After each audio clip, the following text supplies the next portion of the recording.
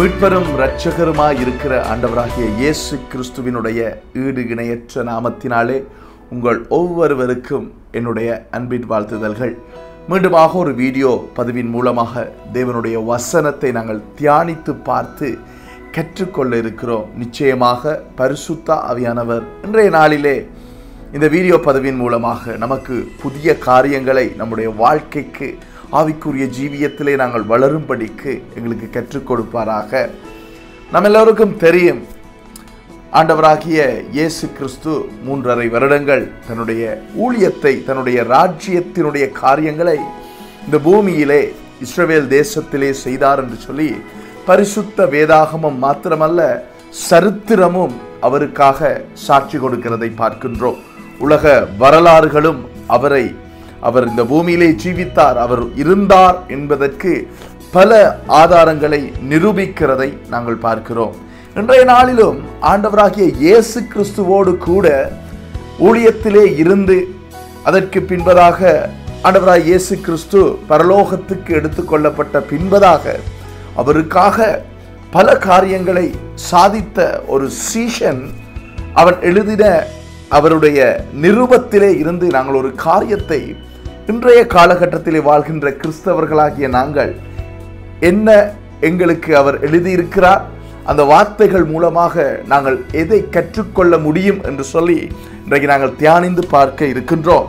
ஆகையினாலே நீங்கள் என்னோட சேர்ந்து திருப்பிக் கொள்ளுங்கள்.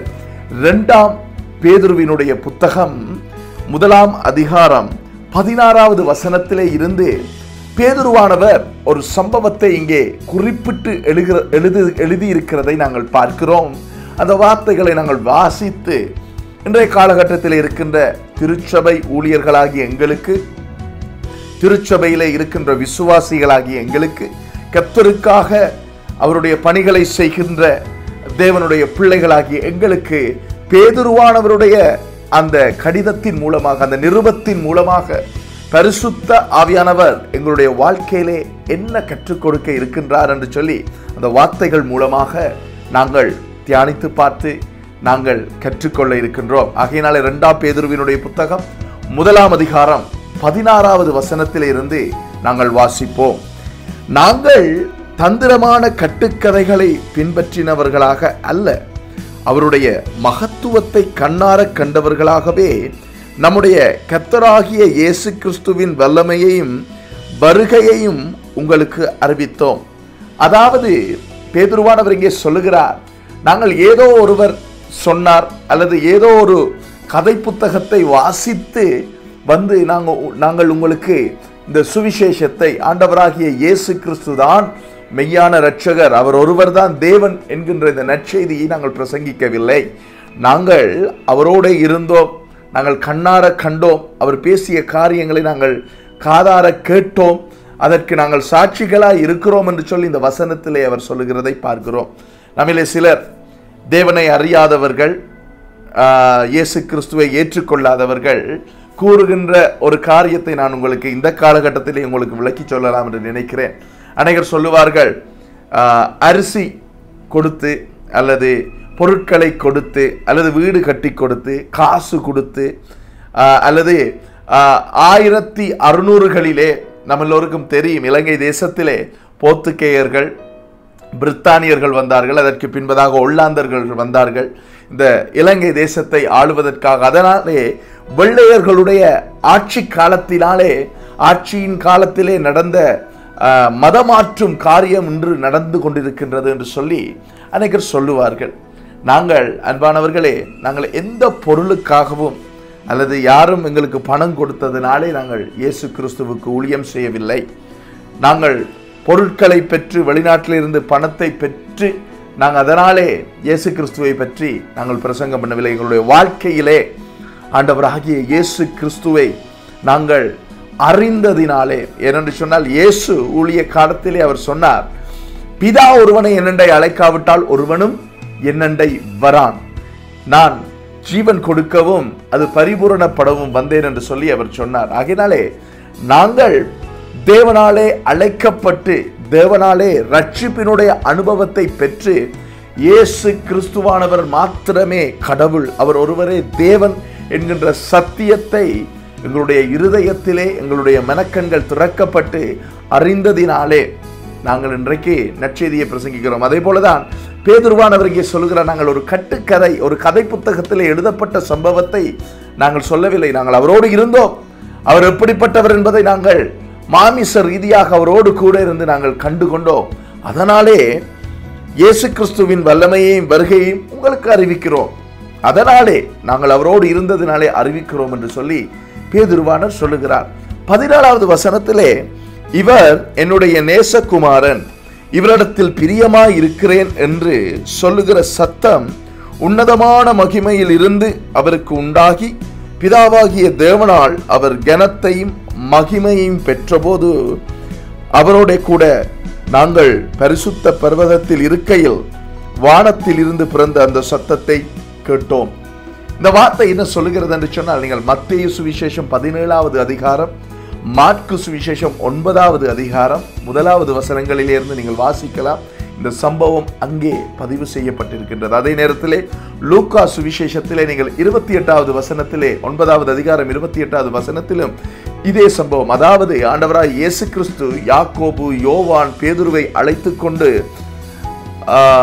தாபோர் என்கிற மலையிலே அவர் போய் அங்கே மறுரூபமான சம்பவத்தை இங்கே பேதுருவானவர் குறிப்பிட்டு காட்டுகிறார். அதாவது நாங்கள் அந்த தாபோர் என்கிற மலையிலே இருக்கும் பொழுது எங்களுடைய காதுகளிலே இவர் என்னுடைய நேசகுமாரன் என்கின்ற சத்தம் கேட்டது என்று சொல்லி அவர் சொல்லுகிறார்.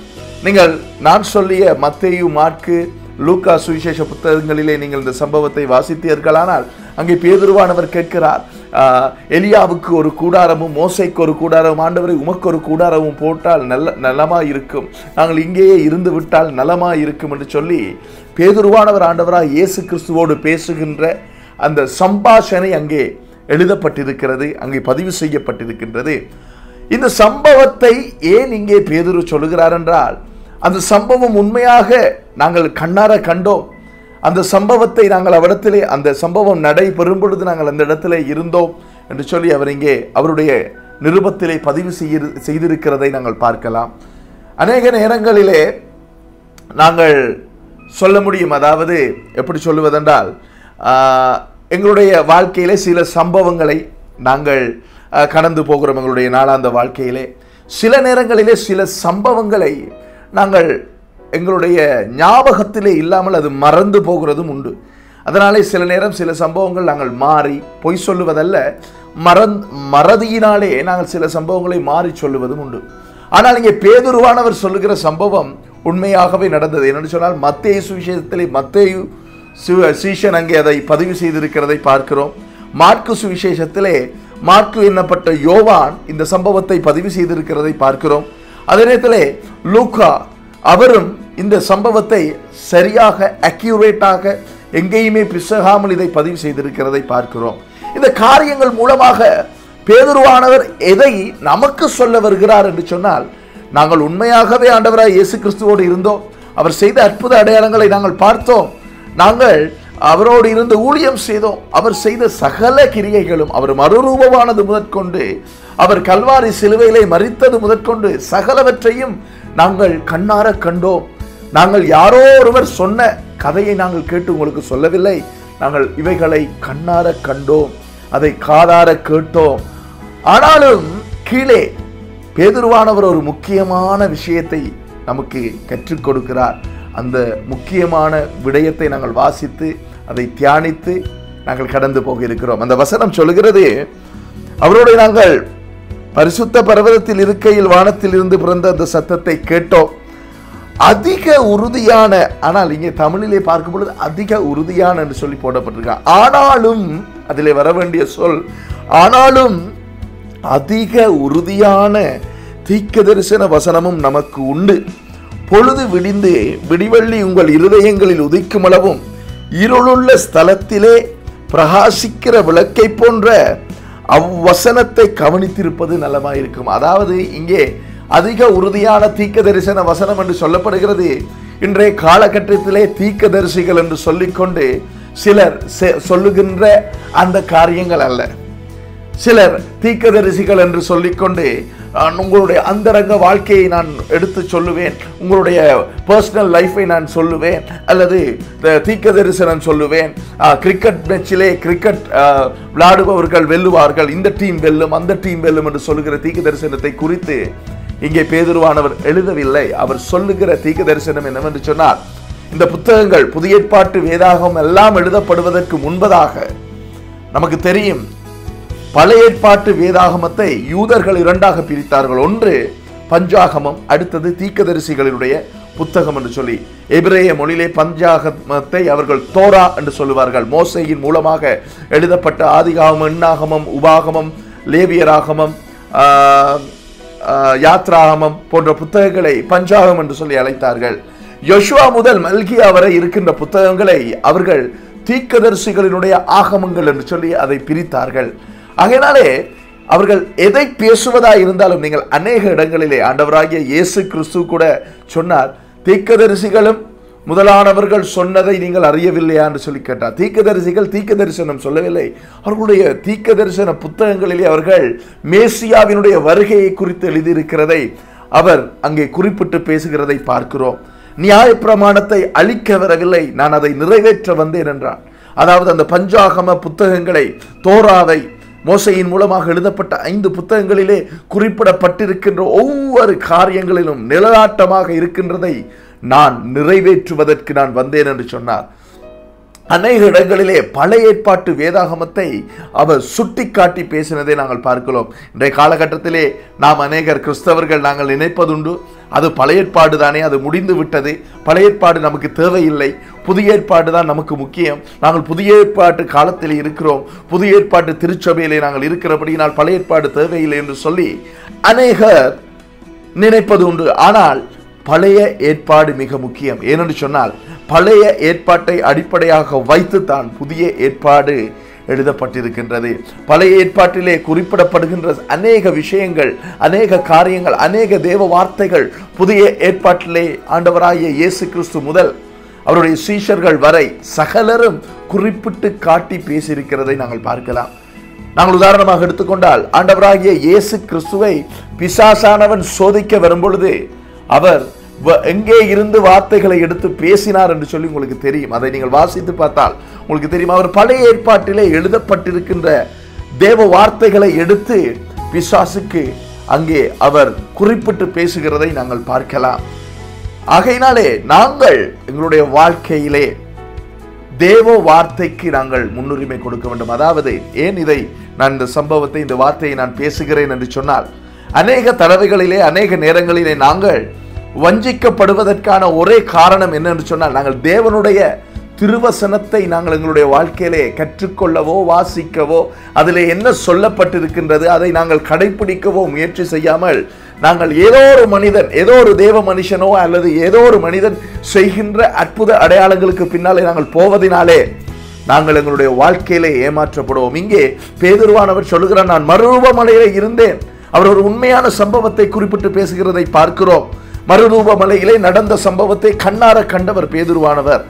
ஆனாலும் அதை விட நீங்கள் தேவனுடைய வார்த்தையிலே அதிக உறுதியான தீர்க்க தரிசன வசனத்திலே நீங்கள் நிலைத்திருப்பது உங்களுக்கு நலமாயிருக்கும். ஏனென்று சொன்னால், நீங்கள் ஏமாந்து போகாதபடிக்கு, நீங்கள் மற்றவர்களினாலே ஏமாற்றாதபடிக்கு. நான் இன்றைய காலகட்டத்திலே அநேக திருச்சபை விசுவாசிகளை நான் தெருவிலே காண்கிறேன்.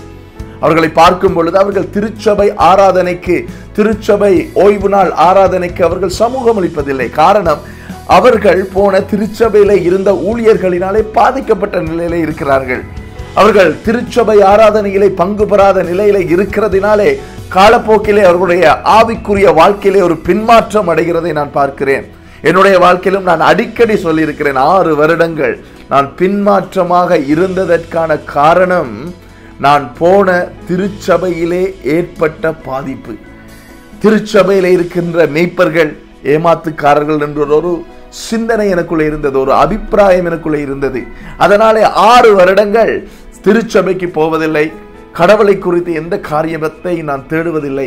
அப்படியாக நான் வாழ்ந்தது உண்டு. அதே போல் இன்றைக்கு நான் அநேகரை இந்த தெருக்களிலே நான் பார்க்கிறது உண்டு. சந்திக்கும் பொழுது அவர்களுக்கு என்னால் என்ன செய்ய முடியும்? ஆண்டவராகிய இயேசு கிறிஸ்து தான் ஜீவனுள்ளவர். மனுஷனை நம்புகிறதை பார்க்கிலும் கர்த்தர் மேல் நம்பிக்கையா இருப்பது உங்களுக்கு நலமா இருக்கும் என்று சொல்லி நற்செய்தியை நான் சொல்லுவேன், ஜெபம் பண்ணுவேன். ஆனால் மனம் திரும்புதல், அதிலே விடுதலை ஆகிற அந்த நிலைமை கர்த்தர் தான் கொடுக்க வேண்டும். ஏனென்று சொன்னால் வேதம் தெளிவாக சொல்கிறது, நாய் கக்கினதை திரும்ப சாப்பிடுகிறது போல, கழுவப்பட்ட பன்றி குப்பையிலே சேற்றிலே பிறழுகிறது போல பின்வாங்கி போனவர்களை திருப்புவது கூடாத காரியம். இட் இஸ் இம்பாசிபிள் என்று சொல்லி வேத புத்தகத்தில் எழுதப்பட்டிருக்கிறதை நாங்கள் பார்க்கிறோம்.